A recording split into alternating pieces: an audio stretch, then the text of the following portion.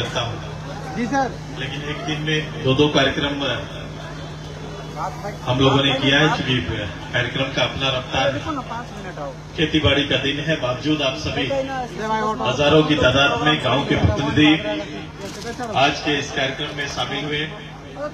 मैं आप सभी का सबसे पहले अभिनंदन। मेरे आने के बाद पानी भी रफ्तार और ज्यादा पकड़ लिया। मैं मंच में अपने नेता, हमारे जिला के अध्यक्ष और आपके लोकप्रिय हमारे प्रतिनिधि रामलाल मुंडा जी का हार्दिक स्वागत करते हैं, अभिनंदन करते हैं। अपने जोशीले युवा अध्यक्ष का भी हार्दिक स्वागत है, अभिनंदन है। डॉक्टर देवशरण भगत जी मंच पे है, जिनका संबोधन समय अभाव में नहीं हो पाया। मंच पे हमारे युवा नेता, और मैं हमेशा कहता हूं कि मंत्री भी रहे, विधायक रहे 2 बार, एक साधारण परिवार से आने वाले असाधारण नेतृत्व है, रामचंद्र सहित। मैं इनका भी हार्दिक स्वागत करते हैं, अभिनंदन करते हैं। अभिनंदन करते हैं नजरुल भाई का, जिन्होंने अपने तकरीर से लोगों का दिल जीतने का काम किया है। बहुत बहुत धन्यवाद। प्रोफेसर रवि जी, मेरे आदरणीय जिला अध्यक्ष जमशेदपुर जिला अध्यक्ष का हार्दिक स्वागत है, अभिनंदन है। मैं प्रेस मीडिया के मित्रों का भी आभार और धन्यवाद देते हैं। ऐसे समय पर पूरे पार्टी ने पूरे राज्य में अपने पार्टी की सबसे निचली इकाई का ग्राम प्रभारी और चूल्हा प्रमुख का सम्मेलन आहूत किया है। लगभग हर दूसरा तीसरा दिन किसी न किसी विधानसभा में मैं उपस्थित हो रहा हूं और ये कार्यक्रम हमारा चल रहा है। ये कार्यक्रम न मात्र आने वाले चुनाव की तैयारी के संदर्भ में, बल्कि दल के अंदर और लोगों की भावना का मूल्यांकन का अवसर है। एक सरकार 2019 में आती है, आने के कई वजह, आने का वजह हमारा सहयोगी के साथ चुनाव न लड़ना, और एक वजह, बड़ी वजह रही है कि 2019 में झारखंड मुक्ति मोर्चा, कांग्रेस और राजद ने 400 पेज का एक संकल्प पड़ा था, लोगों के बीच में हमारे आने का एक विकल्प लोगों के बीच रखा था। आज उसके अंतिम महीना में हम हैं। मुझे लगता है कि हर दल और पूरे झारखंड के आवाम इस बात का मूल्यांकन कर रहे हैं, क्या हम उस स्थिति पे खड़े हैं जिन सपनों को मेरे सामने रखा गया था। वो सपनों का मेरा गांव, सपनों का वो किसान, मजदूर, छात्र, नौजवान, सपनों की महिला, क्या उस सपनों के साथ हम जीना प्रारंभ कर दिए हैं। इसी विषयों का मूल्यांकन करने और प्रदेश के आवाम के बीच नए नेतृत्व को तैयार करने के उद्देश्य के साथ आपके बीच आए। मैं आज के दिन जो परिस्थिति है, जिसका आकलन आप सभी लोग कर रहे हैं, मेरा भी एक आकलन है। मैंने अपने राजनीतिक जीवन में इतना गैर जवाबदेह नेतृत्व नहीं देखा। कभी कभी प्रभाव और कार्यकुशलता के अभाव में कम बेसी हो सकता है कि हम उम्मीद 1 रुपया का करते हैं, लेकिन कभी कभी हम 60 पैसा 70 पैसा या 60%, 70% लक्ष्य को छूते हैं, तो उसको भी एक आंकड़ा कहा जाता है।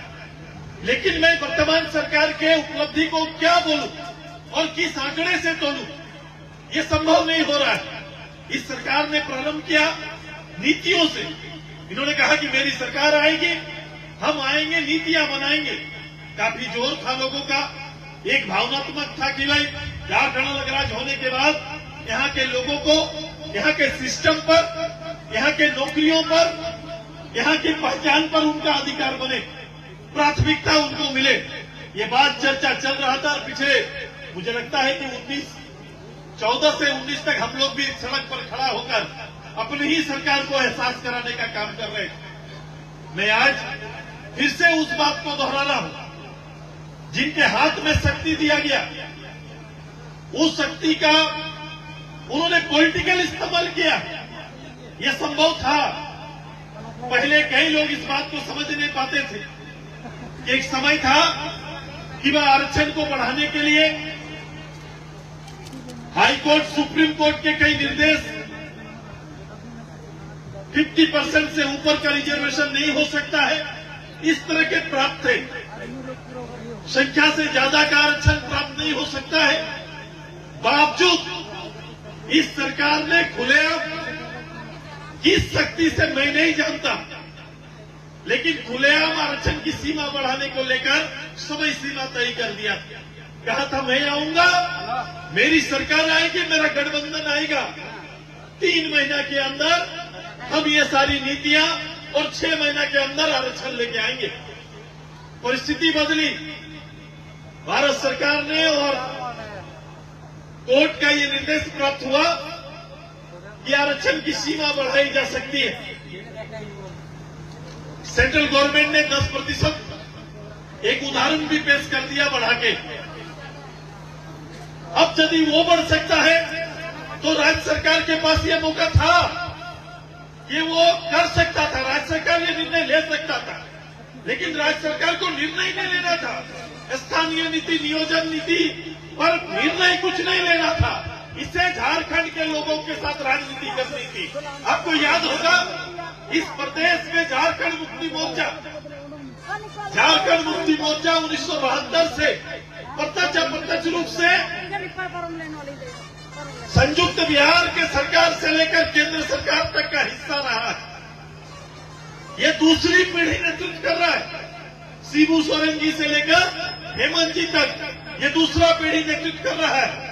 सेंट्रल के लीडर से लेकर ये सारा पद पर ही लोग रहे। मुख्यमंत्री दोनों का वोट 5 बार, केंद्रीय कोयला मंत्री से लेकर संयुक्त बिहार में सारे अधिकार इनके पास थे, लेकिन आज तक अलग राज्य के संघर्ष में कभी भी पूर्ण विराम लगाने की पहल इन्होंने नहीं की। इन्हें प्राप्त हुआ अलग राज्य के नाम पर एमएलए, एमपी तो मिला, लेकिन राज्य को वापस देने की नीयत कभी नहीं रही है।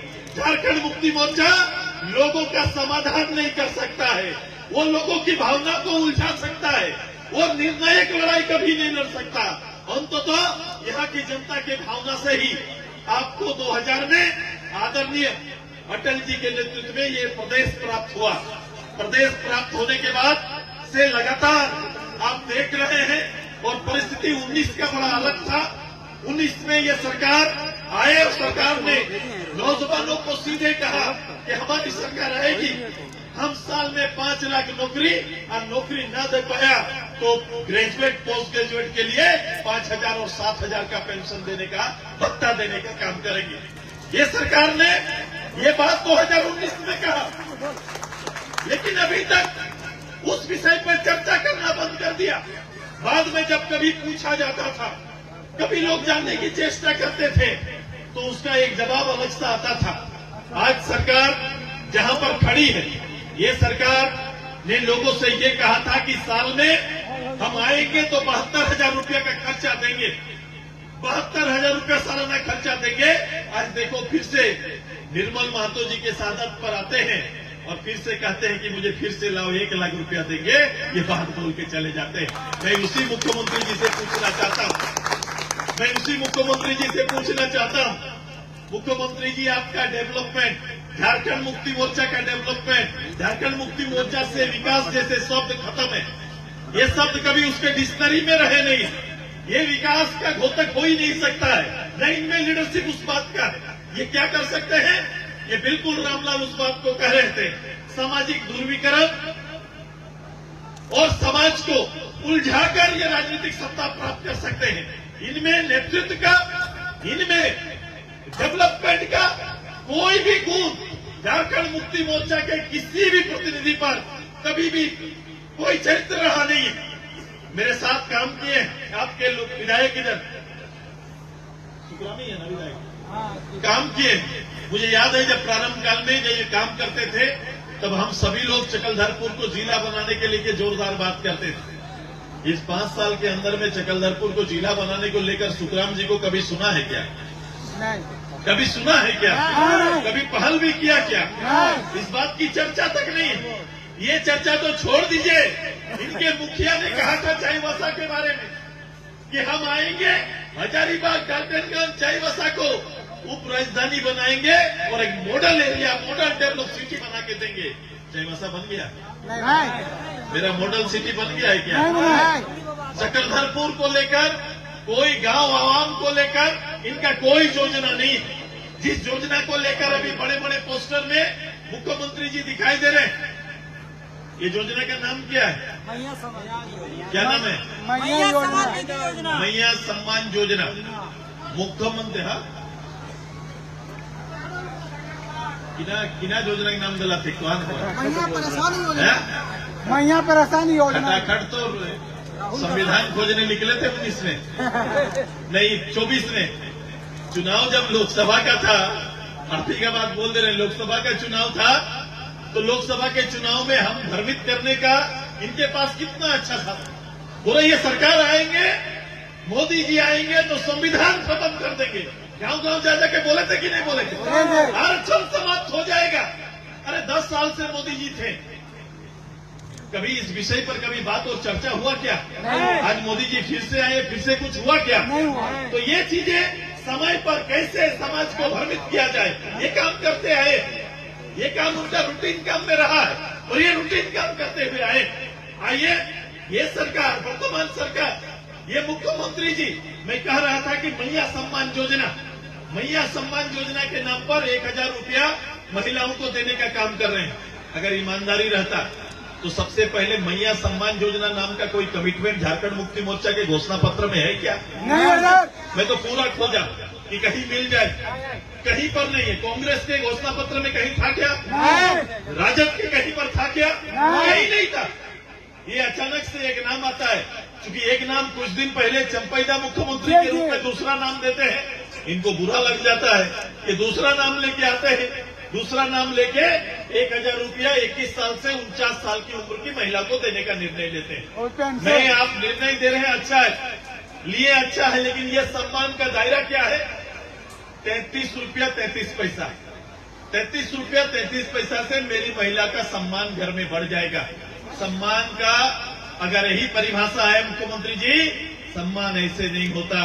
सम्मान हम लोग ने दिया है और सम्मान उसे कहते हैं जब पुरुष प्रधान समाज में महिलाओं को बराबर खड़ा होकर विचार देने का अधिकार जिस दिन आ जाएगा, उस दिन सम्मान माना जाएगा।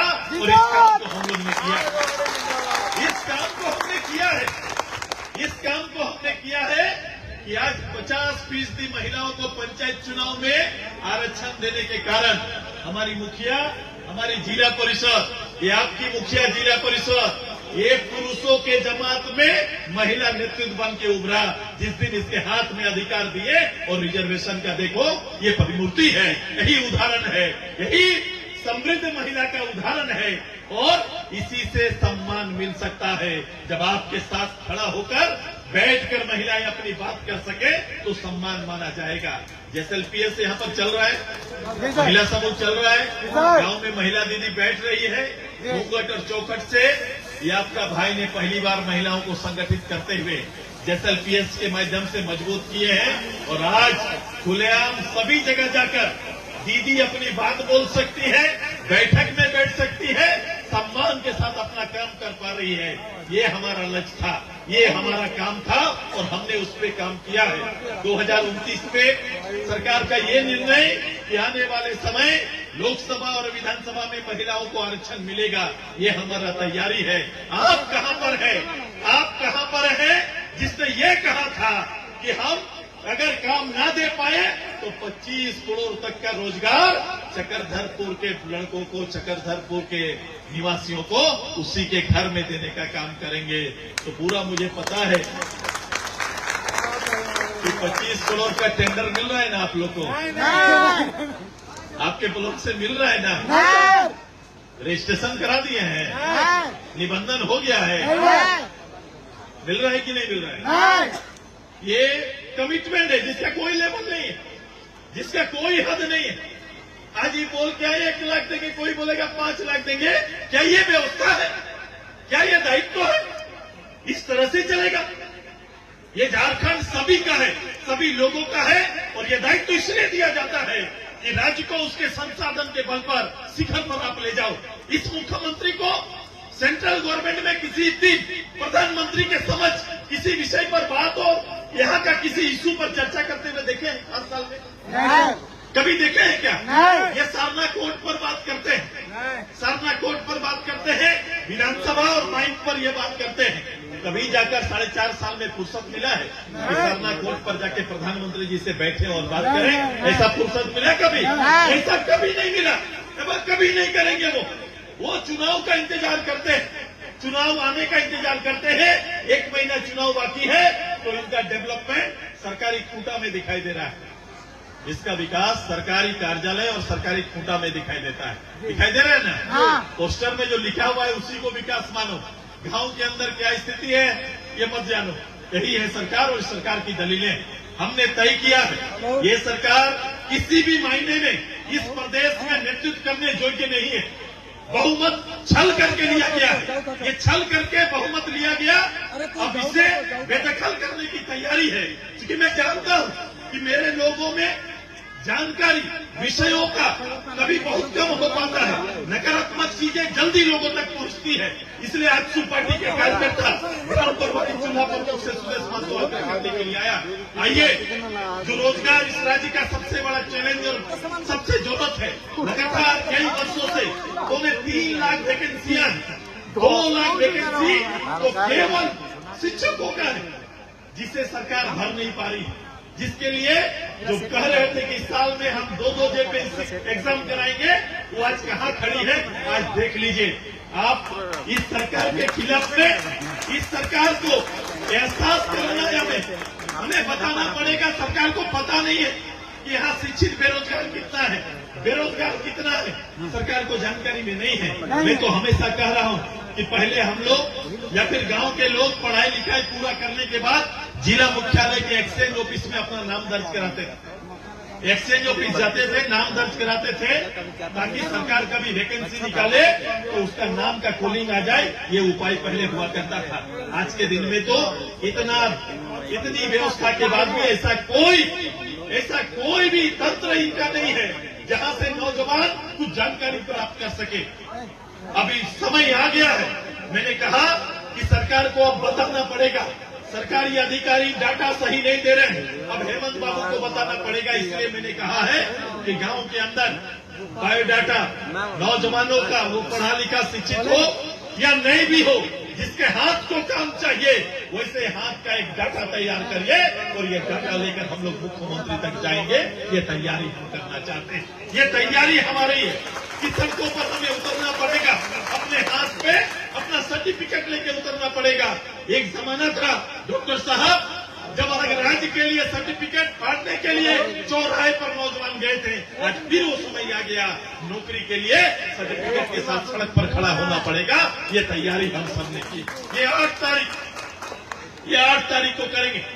आप ऑनलाइन ऑफलाइन गांव में चकलधरपुर का रामलाल जी और सारे लीडर, युवा के मेरा साथी, गांव में अपना बायोडाटा लिखिए, ऑनलाइन में डालिए, ताकि सरकार को बता सके कि इस राज्य का नौजवान आपसे और सरकार से इतनी बड़ी संख्या में खाली हाथ इंसाफ चाहता है। ये कम से कम सरकार को एहसास करा पाए। ये तैयारी और एक करना है कि गांव के चौपाल में संविधान के नाम पर लोगों को तोड़ देते हैं। कोई न कोई इनका सूत्र गांव पहुंचता है और गांव के लोगों को अलग अलग विषय पर भ्रमित करने का काम करते हैं। अब चौपाल पर खूंटा गांठने का समय आपका है। गांव में जाइए, चौपाल पर आप बैठिए और इनसे हिसाब मांगने का काम करिए। ये तैयारी करिए। मैंने एलईडी कल हमारे सांसद साहब ने उसको एक व्यूज उसका देखने के लिए, इनकी बातों को याद दिलाने के लिए कि 19 के इनके प्रॉमिस क्या थे, क्या बात को लेकर ये आए हैं, उनको याद दिलाने के लिए मैं आपको वैन उपलब्ध कराऊंगा। गांव के चौपाल में लाइए और चौपाल में गांव वाला से पूछिए, जो हेमंत बाबू बोल रहे हैं मेरे गांव में किस लोगों का जीवन स्तर इनकी बातों से बदला है। ये आबो आवास लेके आए थे गांव में, खूंटा गाड़ कर बोले कि वीडियो पंचायत में जाएगा, वीडियो पंचायत में गया, घर बनाएंगे बोला, अब वो घर बनेगा, अपना घर बनेगा। 3 लाख का घर बोले, 2 लाख का ही सही कंप्रोमाइज करते हैं। लेकिन जब आवेदन हर पंचायत में 1-1 हजार का आवेदन आया, 29 लाख आवेदन आया, सरकारी छांटा गया तो भी 24 लाख आवेदन सरकार के पास है और सरकार ने स्वीकार किया कि 24 लाख आवेदन हमारे पास है। अब बताओ, जब स्वीकृत होने का बारी आया तो 1,30,000, 24 लाख में 1,30,000 स्वीकृत होता है। आज के इस आवेदन को यथावत रखे, संख्या जनसंख्या को यथावत रखे तो हेमंत सोरेन को आने वाला 23 साल लगेगा 24 लाख घर बनाने में, तो इनको 24 साल मुख्यमंत्री रखना पड़ेगा, तब जाके हमारा छत बन पाएगा, नहीं तो छत नहीं बनेगा। भाई आंकड़ा बोलता है, हिसाब करके देखो। पंचायत में 1,000 आवेदन आता है तो आपके गांव में कितना? छोटा उला 6 उला 6 आया, किसी गांव में 3 आया, 38 ठो, 35 ठो, 40 ठो, और उसमें भी 40 ठो किसका आया? उसमें मुखिया का जानकारी नहीं है, कई मुखिया ग्राम प्रधान का जानकारी नहीं है। तो भाई हुआ क्या? दादा हम जानी ना है, हम जानते नहीं है, हमरा नहीं जानियो। यदि हमरा नहीं जानियो तो कैसे हेले कि दादा बाबूरा तय करला है, अबुआ आवाज बबुआ आवाज तय किया, बाबू लोग तय किया, हम इसीलिए बोले अबुआ आवाज बबुआ आवाज बन गया। भाई ये बाबू लोग तय किया और जो जितना बड़ा दान दिया उसके पास आवाज चला गया, ये दान देने वाले के पास आवाज चला गया। सच्चाई है कि नहीं बताइए? ये बोला हम ग्रीन कार्ड लेके आते हैं। मैं इसके हर कैंप के बारे में बता रहा हूं। एक बार कैंप आया कि हम लोग 24 लाख हम लोग हरा कार्ड बनाएगा। बड़ा अच्छा बात है भाई, फोटो लगाओ और कार्ड छपाओ, क्या जाता है। कार्ड छाप के आ गया, लोगों को मिला तो किसका नाम आया? पति का नाम है, पत्नी का नाम नहीं है। 2 बच्चा है, उसका नाम नहीं। बोला बाद में जोड़ा जाएगा। 2 साल से लोग आवेदन भर रहा है, किसी का नाम जुटा है या हटा है? बता दो, किसी का नाम जुटा हटा है क्या? आज के दिन जैसे ही जो हटाने जाइएगा बोलेगा सबे साफ हो जाएगा, इसलिए जो चल रहा है रहने दो। बोलता है कि नहीं बोलता है? यही चल रहा है, यही किए। मैंने इस तरह से अपने ही पब्लिक से छल कर रहे हैं, अपने ही पब्लिक से धोखा करने का काम कर रहे हैं। और बताओ, आज तक जीवन में हमारा सीनियर लोग है कि सरकारी योजना भी धार से चलता है क्या? आज 5 महीना से जो सरकार पेंशन नहीं दे पा रहा है वो दूसरा योजना बांटने चला है। बोलो 5-5 महीने का पेंशन बाकी है कि नहीं? पेंशन बाकी है कि नहीं? ये योजना भी उधारी चल रहा है। पिछला दुर्गा पूजा याद करो, पिछला दुर्गा पूजा याद करो, राशन भी 2-2 महीना 3 महीना से नहीं मिला था। लोग बोल रहा है परब आया राशन दो, तो इसको पहली बार जिसको 35 किलो मिलना है तो बोला उसको 3 किलो होने से भी दे दो। ऐसा पहली बार देखे हैं जीवन में। 3 किलो 2 किलो से काम चलाओ, अभी बाद में आएगा तो देंगे। 1 किलो दाल का लेके आया योजना, 1 किलो दाल हम कीन के रामेश्वर उरांव जी को बता दिया था, मंत्री जी को हाउस में, कि मैंने आपका दाल मैंने हमारा घर में 8 खाने वाला होगा तो दाल का पानी पी सकते हैं। 8 दाल उबला के क्या खाएगा? 2 सांझ खाएंगे तो 1 किलो हो सकता है क्या? कुछ मिलेगा नहीं। अब 2 जून का रोटी थोड़ा तन ढकने के लिए 2 साड़ी और लुंगी, यही भाव है झारखंडियों का, यही बना के आप रख दिए हैं। ट्रेडिशनल सिस्टम को सुरक्षित रखने के नाम पर आप देख लीजिए क्या चल रहा है, क्या चला रहे हैं ये लोग, किस तरह से किन चीजों को सुरक्षित रखे हैं। हिम्मत रहता तो पहले दिन आते और गांव में हमारा क्षेत्रीय भाषा का पढ़ाई शुरू हो जाता। हो रहा है क्या? क्षेत्रीय भाषा का पढ़ाई हो रहा है? और चिक्की वगैरह में पढ़ाई शुरू हुआ है क्या?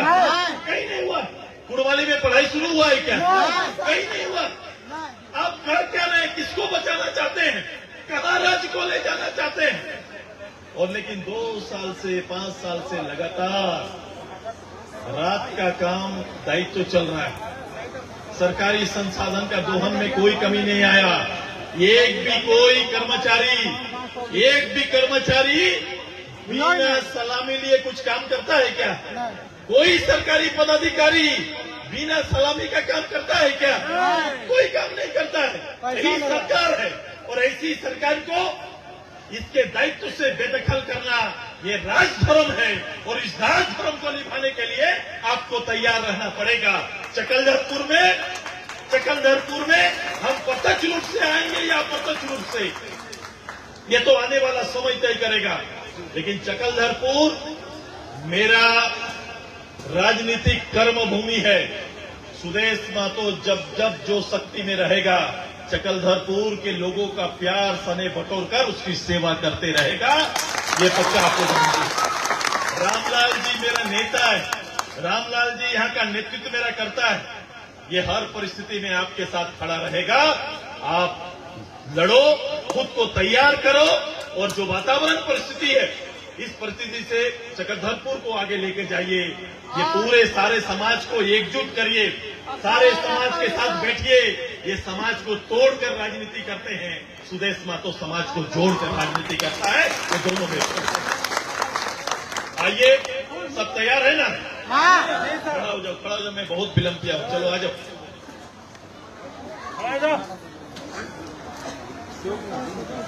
8 तारीख को सब नौजवान चकलधरपुर का, हमारा इधर ऊपर वाला बंदगांव, चकलधरपुर, हम लोग 2 ब्लॉक बनाया था, उसको ये हेमंत सरकार दे दिया।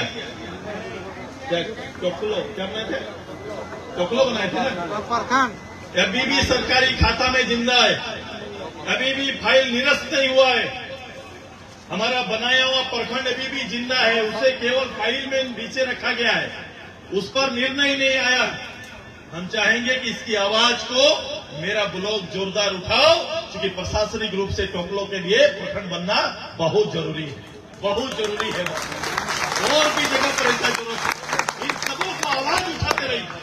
चौपाल में जाइए, 5 सभा 10 सभा रोज करिए। और आप सभी, मैं कोई एक नेता नहीं, मैं 7000 लीडर चाहता हूँ चूल्हा प्रमुख के रूप में। चूल्हा प्रमुख एक दायित्व है, 10 परिवार में 1 लीडर, और ये हम लोग लगातार कई वर्षों से करते आ रहे हैं। और इसमें जुड़े रहिए। मैं तैयारी करना चाहता हूँ, मेरी तैयारी है कि आपकी पार्टी 24 घंटा लोगों की सुनने वाली पार्टी बने, और मैं इसकी तैयारी कर रहा हूँ। 8 तारीख के बाद आप देखेंगे कि कौन मंत्री, कौन विधायक, कौन कहाँ MP, आपका पार्टी, आपका नेता 24 घंटा पब्लिक के सामने उपलब्ध रहे, ऐसा वातावरण हम देने जाएंगे। ये तैयारी, हम रहेंगे आपके साथ उपलब्ध। हमेशा मेरा पार्टी रहेगा, मेरा लोग रहेंगे, क्योंकि हम जानते हैं वोट देने के बाद पब्लिक का स्थिति क्या होता है। एक गरीब पब्लिक जब वोट देता है तो एक सपना देता है, वो वोट के साथ उसका सपना जाता है। कोई भी आदमी जब उसको वोट के लिए प्रेरित करता है या बताता है कि हमको वोट देना है, मान लो रामलाल जी किसी को कहे दीदी हमको वोट देना, ठीक है बाबू देंगे।